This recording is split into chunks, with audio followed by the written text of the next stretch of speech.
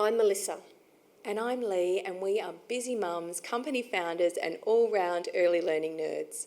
Welcome to our podcast, Growing Little Humans. Kids aren't born with a user manual, so each week we'll try and cover many topics that you guys encounter and worry about each and every day while you're raising your little humans. And today we are joined by Tania Johnson, all the way from Canada, on our podcast. Tania is a South African who has an honours degree in psychology and a master's in counselling from City University of Seattle. She is a co-founder and a registered psychologist at the Institute of Child Psychology in Leduc, Canada. Tania works primarily from the perspective of attachment theory, which focuses on bonds between parents and children. Her gift, both in the therapy room and when writing, is to translate the latest research into concrete strategies that parents can implement in everyday life with their children. Tania is a co-author of the Parenting Handbook, and lastly, her and her husband are foster parents to 4 First Nations children for 5 years and have 2 biological children of their own. Okay, so Tania, can you just tell us a little bit about what is separation anxiety? So separation anxiety, and this is something that millions of parents and kiddos struggle with around the world. Separation anxiety is generally seen when we separate a child from a caregiver or somebody that they feel very safe and comfortable with. And so children will often anticipate that separation. Their nerves start to rise a little bit. And then what we often see, and often it's the first time we recognize it, is when we drop them off daycare or school or that extracurricular activity. Suddenly we see this meltdown, clinging. I don't want to leave mommy or daddy. And again, often it's the anticipation, the buildup, and then the actual event where we go, oh my goodness, something's going on here. And what does separation anxiety look like in a little child? So with children typically, and it's interesting, the ones that we tend to identify most are the kiddos who have those externalized feelings. So, it's clinging to mom, clinging to dad, clinging to grandma, whoever's dropping them off. There's lots of tears. Don't leave me. I want to come with you. Sometimes for some children, that anticipatory anxiety that I spoke about will start at home, where they go, I don't want to go to school. Don't make me go to school. Mommy, stay with me. Sometimes we'll see it even ahead of time. So those ones are our easy ones to identify, to go, oh, this kiddo is really struggling with separation anxiety. It's our children who internalize, where it can be a little bit harder. So they hold it all in. And they might even hold it in when we drop them off at school. But then gradually we start to see behaviors come out. So there are obviously different ways that children display this. We have our externalizing and then our internalizing of that anxiety. And that's really interesting, Tania, because I guess, we all tend to think just about the children that we can visibly see the anxiety taking place. We don't really think about the children, who are very quiet and not showing those external signs. And, this is a topic that is so interesting to Melissa and I, because clearly with having the wishing tree, we, experience seeing separation anxiety with parents all the time. So I love hearing, this information that you're giving us, because it's so important. So with are separation anxiety and attachment anxiety, are they the same thing, Tania? Yeah, very similar. So it depends on what we're talking about. Typically, we talk about separation anxiety. People kind of use those terms interchangeably, but the term that we want to be using is separation anxiety. And one of the reasons is that attachment anxiety is kind of more, it's broader, it's not specific, it's not an actual recognized term. And when we say attachment anxiety, to me, it brings up all sorts of other things, like, is there anxiety about their relationship with a caregiver? Is there anxiety around their sense of safety and security? So it's too broad when we use the term attachment anxiety. We really want to translate separation anxiety. Thank you, because I've seen both of them before, and I've always sort of wondered what the difference is between those two. So, as we know, the first day of at an early learning centre can be stressful for mum and dad and the child and everyone involved, whoever's dropping off, like you said, be really stressful. So, do you have some suggestions about how the best way is to make that as painless as possible? Mm-hmm.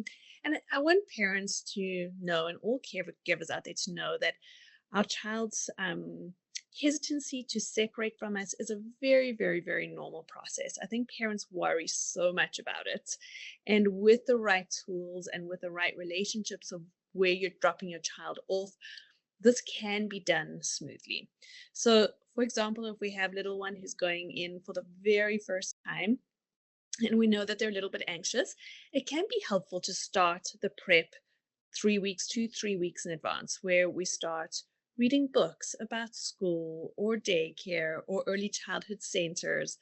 We can read books like, my favorite is The Kissing Hand or The Invisible String. We can read books about, just go to your library and ask for books about children going to school on the first day. So we start reading to them. I love reading books to kiddos because then we can talk about the characters in the book. So we can say, oh, look at that. Susie's going to school for the first time. When she said goodbye to her mom, this is what she did. So we can talk about the character instead of talking about the child. The moment we're talking about the child, they go, oh, now she wants to talk about my feelings and I don't know what to say. And now I'm really scared. But when we talk about the character, there is kind of a layer of distance where they can start to process their feelings without realizing that they're actually processing those deeper feelings. And just get them used to it, when they're reading about these things, isn't it, Tanya? Getting them used to it and hopefully building excitement, that it's going to be exciting to go to daycare or school. 100%.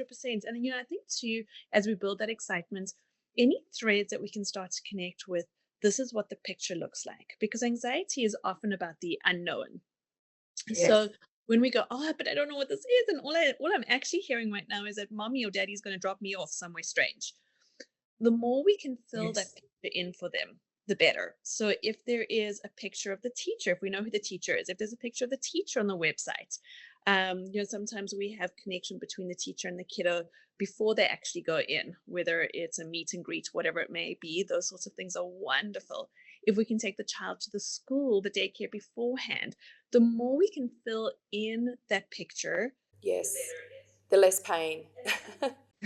Yeah, absolutely. And with some of my more anxious kiddos, I actually recommend I'm doing a couple of dry run-throughs with parents too, if I can tell that it's coming. So, wake up at the time that you would wake up, get them all ready, go to the school, show them the gate that you're going to go in, which door you're going to be at, if it's possible to walk around the school or the daycare. But I always, with my more anxious kiddos, see if we can do a couple of dry run-throughs so that when the day actually comes, it's not like, oh my goodness, this is so terrifying. So that's the prep that I would suggest beforehand for our children. And so that's obviously a way that the centre can support parents and children as well. Is there any other suggestions that you've got that we could support parents for their first day and the children coming into the first day at the centre? The teachers and the assistants, Yeah, absolutely. So, and I think we need to also probably just look at the first day specifically, but I think in supporting the teachers, the caregivers, daycare providers, I would really emphasize sitting down as a team to go, okay, we have all of these new little beings coming in, and sometimes we're going to see that separation anxiety, sometimes we're not. What are we going to do as a team? Because I think that when adults are unified, children feel as if they're being led by a strong adult. And when we go, oh, they all know what they're doing. It's not people doing 100 different things and who are all scattered, but I have a strong team leading me. Children can then relax. They don't have to be hypervigilant. So I would sit down as a team and say, how are we going to make these children feel secure, loved, and really led? And then I would say, okay, so what are we doing? Are we sending out photos? Are we sending out letters? What is the meet and greet going to look like? And then what is our strategy for that first day? As a child psychologist, I think one of the biggest things that I've learned is how incredibly perceptive children are, particularly our anxious kiddos. So if there is any sort of chaos amongst the staff, I can tell you right now that those 4-5-year-olds are picking up on that chaos.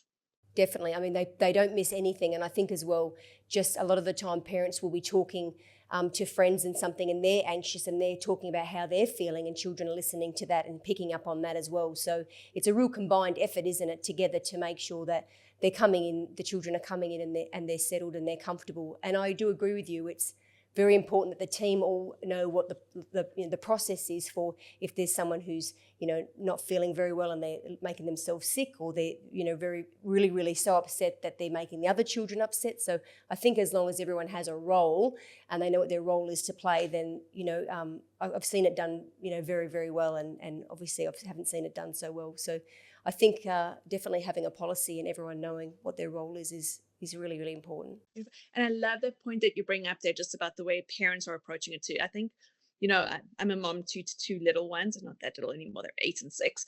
But I know that there's this sometimes, when you're talking to other parents, it's like, oh, when I drop her off on the first day, I think I'm just gonna cry, which would be understandable, but maybe let's keep those conversations away from those Away from it, yes, away from the child. yeah. And one of the strategies that I love here is, again, be aware of what children are overhearing, but then also we can also tailor our conversation so that our kids hear us saying to a friend or a neighbor who comes over, we can say, we're so excited for school to start. We've met her teacher. This is what her teacher is like. She likes similar things to my daughter. So let them overhear your excitement. Thank you for making it up. It's huge. It's a huge, huge point. And so then what are the best strategies for parents actually on that first day, Tania? So on that first day, and so often, particularly when we're talking about separation anxiety, we talk about that moment at the door when they're melting down. But we need to rewind a little bit. And Kim Payne, who's a mentor at the Institute, talks a lot about how children's overwhelm often starts way before we realize those little stress systems are picking up. So the night before we go, even a couple of days before, we really want to try and keep things at home as calm as possible. We want there to be lots of kind of rhythm and routine in the house. We obviously want to start preparing them for sleep couple of weeks before, 2-3 weeks before, so that they're actually in a good rhythm. Sleep is deeply connected to mental health and wellness, particularly anxiety. So we want to make sure that those rhythms are in place with our children. The night before, we really want to cut back on too much technology. Just have quiet moments together. In the morning, as much as possible, turn those screens off and just have a quiet morning on the drive to daycare or to school. We again want to make sure that it's quiet, turn that radio off, don't talk too much, cut that information input down to the child, so that the whole focus is calm our nervous systems, which is good for the moms and dads too. Yeah. And then as we arrive at that school, we want to make sure again that there's just lots of contact, lots of connection. When we bring them into the class again, hopefully we've had lots of preparation. We want to find that person who's going to be our child's caregiver and say, this is little Lily. Here's Lily. She's so excited to meet you. And see if you can find a connection point between the caregiver or the daycare provider or the teacher, the educator, and the child. So we can go, oh, I heard that Mrs. So-and-so really loves to play outdoors. So does Lily. Lily, she loves to play outdoors, just like you. When we find that connection points, kids go, oh, there's sameness between the two of us. A little bit of a comfort. Yeah, it's absolutely. And, as we talk about attachment, one of the main hallmarks of attachment, particularly when we're little, is a sense of sameness. So finding sameness points is really, really important. Okay. And then if possible, we give that little hug. And for some children, we might give them a transitional object, a friendship bracelet, a little locket that has a picture of mom and me on. Give the lockets a kiss, give the friendship bracelet a kiss, whatever we've decided to do for that transitional object. And then, if possible, we exit as quickly as possible. And Tania, can you just, you've just talked about transitional objects. Can you just explain about what are transitional objects and how do they help a child? Yeah, so our transitional objects are something that we bring from home that remind us of home. So, for example, me and my girls this year going to school, we all wore little bracelets that we had made together. And we had said that each time they miss us and we miss them, we'll just give the bracelets a kiss. So it's going, oh, I have that tie to home. Even though I'm away, home is still there. Mom is still there. Dad is still there. And we are connected. The research actually shows us, as far as transitional objects go, for our really anxious kiddos, objects, pieces of clothing that have a sense of smell on it. So mom's scarf, I don't know, something from dad that smells like dad. When that has that sense of smell, it actually reaches the brain quicker and gives children a sense of safety. So if we can find something little that they can take with them, it can be incredibly healing for our children. So it's basically a little safety blanket, isn't it? Like an object that serve as their little safety blanket. And lots of little ones have, little blankies they kind of carry with them as little ones. So that kind of explains why it is the security blanket essentially. Totally, 100%. And then for some parents, we always say to them, don't talk to your kids. If you have a little conversation, they don't talk to your kids about the separation. So we don't want to say, oh, you have to be a big boy right now. Remember, we spoke about mommy's coming back in 6 hours. Don't focus on the separation. Focus on the next point of connection. So we go, okay, I love you. I can't wait for us to have grilled cheese sandwiches this afternoon. Or when you come home, you're going to tell mommy all about your day. We always focus on the next point of connection, not the separation. Yes, that makes sense. That It makes does, doesn't perfect it? sense. Because that's what they're going to focus on if that's what we're talking about. Don't focus on the negative, focus on the positive. And Tania, what is your thought on, a lot of parents will say, oh, okay, I'm just going to pop in the day and just check they're okay. Or they hang around a long time, looking in the at window. drop-off. Yeah, looking in the window and just making sure they're okay. What's your perspective on that? No, I wouldn't recommend it at all. I think that it just prolongs the agony for our kiddos. And it also says to our kids, I'm not sure you can do this. And so when they see mom or dad hovering, subconsciously the kid's going, mom or dad just thinks that I'm not competent either. I can't do it. Whereas when we give them that hug and we say, I trust the person that I'm giving you over to. We've done all of the little rituals we've spoken about. It says to the kid, I believe in you. You are competent. You've got this. Yes. And also, Tania, you just mentioned it then, I think it also displays a lack of trust in the space that the parent is leaving them in. I'm not sure about this place, and I need to come and check that you're okay. Because I'm not sure about these people. Yeah. 100%. And if kids, I've got something to say about that too, but if kids sense that in their parents, it's going to take a long time to unwind it. And as we go back to those conversations too, we really want to watch the conversations that we're having in front of our children about their educators, about their daycare providers. Because when kids hear us go, oh, I'm not so sure, she's really young, it's her first year, really what we're saying to them is, I'm giving you over to somebody who I have no trust in, which then also compromises your relationship with your kiddo. So if you do have hesitations, keep those away from our kids and make sure that you actually go and talk to the people who can help us work through those. Don't have those conversations in front of your child. Yeah, and like we said before, only those conversations are positive, not negative. So, I met Mrs. Such and Such today, and she's so lovely, and like you said, she shares a common interest with you. And when I picked you up, I saw that you were colouring together. Isn't that lovely that you both like to do that together? And I think that's a really, really nice connection. Out of sight, out of mind. We always talk about a lot of the children, once their parents are out of the picture and they can't see them, that they settle so much comfortably. What's your opinion on that?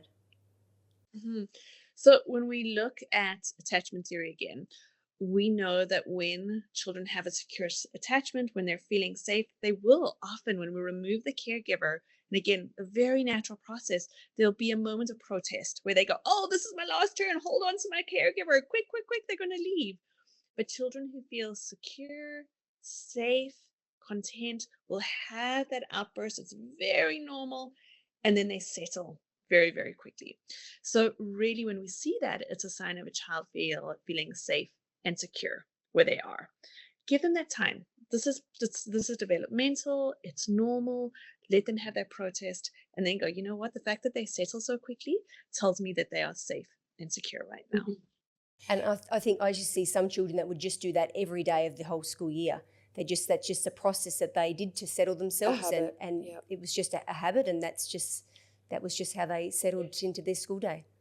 Having one, like I said, having that one connection with, particularly like in bigger daycares, if we know that a child does struggle, having one person who every day they come to and they go, okay, this person is going to be there. Obviously not every day, but as much as possible, this is my person. This is a person I have a deep relationship with, can be really, really helpful as well. Yeah, that's great. The person that they trust essentially the most and comforts them, So as a final question, Tania, I just wanted to ask, can you explain what are the benefits, the long-term benefits of children successfully separating from their parents? Like, this is something that every single child goes through, whether it's when they start daycare, when they first go to school. So what reassurances can you give to parents that there are long-term benefits to these separations? Absolutely, and such a beautiful question. So, as mentioned, this is developmentally normal. This is something that our children need to go through to learn that they are competent and capable. And the more experiences they have of going, oh, I can do this, and the more that they see that we know that they can do this, that's where we build resiliency. That's where they go, I can be a separate person from mom and dad and still deeply connected to my mom and dad. And then as they develop, that resiliency develops. Conversely, if we hold onto our kids too tight, it's very hard for them to really start to believe that they're competent, capable, resilient human beings. This work starts when they are 3, 4, 5 years old. They don't suddenly become resilient, competent, capable human beings in their 20s. It starts when they're That's true. And I think, you know, we have to remember that they're actually going through a stage, and this is a stage everyone goes through, and we are building their confidence, we're building their resilience. And I think that the information that you've given us today is going to make parents feel so much more confident themselves about putting their child through separation anxiety, and the fact that it's not a negative emotion. It's actually a positive emotion in the fact that you are helping your child prepare them for all stages of life and for adulthood. 100%. And this is where it starts. And it's so beautiful to be able to talk to both of you at this stage to say, this is the time right now. So the impact that you are huge. And thank you so much for joining us on the podcast today. I'm sure you've given parents a lot to think about, and parents that have already got their children in early learning centres and are putting second, third ones in, I'm sure that they will do things a lot differently and feel a lot more confident in the whole process. Oh, you're so welcome. It's been such a pleasure. And here come the legals. Our podcast is purely brought to you for educational and entertainment purposes. We are just two hectic mums, and we are certainly not licensed therapists. This podcast is not intended as a substitute for the advice of licensed or qualified professionals. And if you do need some help, please seek out some professional advice.